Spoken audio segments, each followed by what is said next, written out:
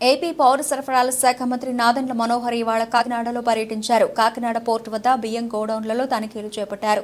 2 గోడౌన్లలో రేషన్ బియ్యం ఉన్నట్టు గుర్తించారు. ఆ 2 గోడౌన్లలోని 4700 టన్నుల రేషన్ బియ్యాన్ని సీజ్ చేయాలని అధికారులను మంత్రి ఆదేశించారు. తన పర్యటనలో భాగంగా మంత్రి నాదెండ్ల మనోహర్ కాకినాడ జిల్లా కలెక్టరేట్లో సమీక్ష నిర్వహించారు. మాజీ ఎమ్మెల్యే ద్వారంపూడి చంద్రశేఖర్ రెడ్డి కుటుంబం కోసం ప్రభుత్వ శాఖలన్నీ పనిచేశాయని విమర్శించారు. గ్రీన్ ఛానల్ ఏర్పాటు చేసి కాకినాడకు 1000 లారీల బియ్యం తరలించారని, పోర్టును అడ్డాగా చేసుకుని ద్వారంపూడి కుటుంబం రాజ్యమేలిందని ఆరోపించారు. అయితే కూటమి ప్రభుత్వంలో అలాంటివి చెల్లవని, అధికారులు కూడా పద్ధతి మార్చుకోవాలని స్పష్టం చేశారు.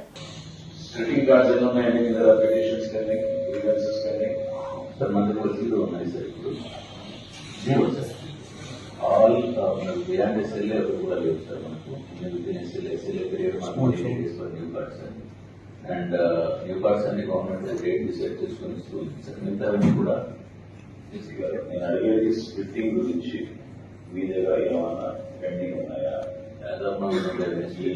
జగన్ చెబుదాం చెప్పి జనం అలసిపోయారు. అది కాదు, మన దగ్గర ఏమైనా డేటా ఉందా? అర్జీలు ఉన్నాయా మన దగ్గర? స్ప్లిట్టింగ్ ఆఫ్ రేషన్ కార్డ్స్ కొత్తగా పెట్టిన వాళ్ళు కుటుంబాల మీద సేకరించిన ఆలోచన. Okay, next process of how will is given is sir. New split card is 180 days is selected sir. Remaining services and 21 days. Next. So mobile dispensing units. How is Aadhaar verification being done? Aadhaar verification మనకు secretariat based on Aadhaar verification జరుగుతుంది sir.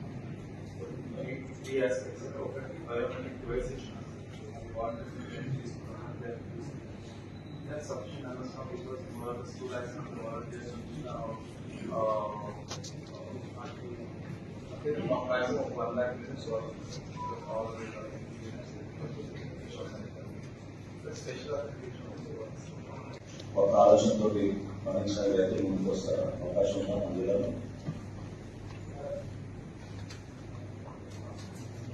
వ్యవసాయ విధానాలు నాశనం కాదు, కానీ commercial గా వాటికి ఇంకా బాగా ఎక్కువ ధర వచ్చే విధంగా మనం ప్రోత్సహించే విధంగా చేయగలుగుతాం. మన అప్లాండ్ ఏరియాస్ లో బోర్డర్స్ దగ్గర sir install road for paddy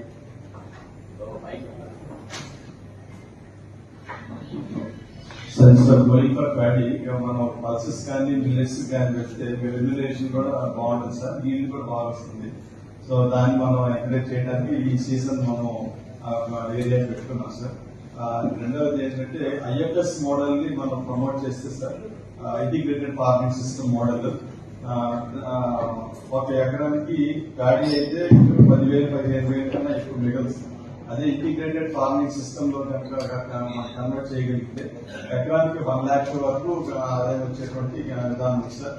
అది ప్రస్తుతానికి డెమాన్స్ట్రేషన్ పర్పస్ లో ఈచ్ ఆర్బీకేలో ఒకటి చేయమని ఈ సీజన్ లో ఇన్స్ట్రక్షన్ ఇవ్వడం జరిగింది సార్. దాంట్లో ఏంటంటే మనం ఒకే కాంపౌండ్ లో ఏరియాలో ఒక ఎకర్లో వీలైతే ఫిష్ కల్చర్ తీసుకోవడానికి, ప్యాడీ తీసుకోవడానికి, ఫండ్స్ మీద అగ్రికల్చర్ అంటే కూరగాయలు కానీ లేకపోతే పపాయ, జామ అటువంటి వేసుకొని ఇంటిగ్రేటెడ్ ఫార్మింగ్ సిస్టమ్ కనుక చేసుకుంటే ప్యాడీ మీద ఎక్కువ ఆదాయం అవకాశం ఉంది. దాన్ని డెమాన్స్ట్రేషన్ పర్పస్ కోసం ఈ సంవత్సరం స్టార్ట్ చేస్తాం.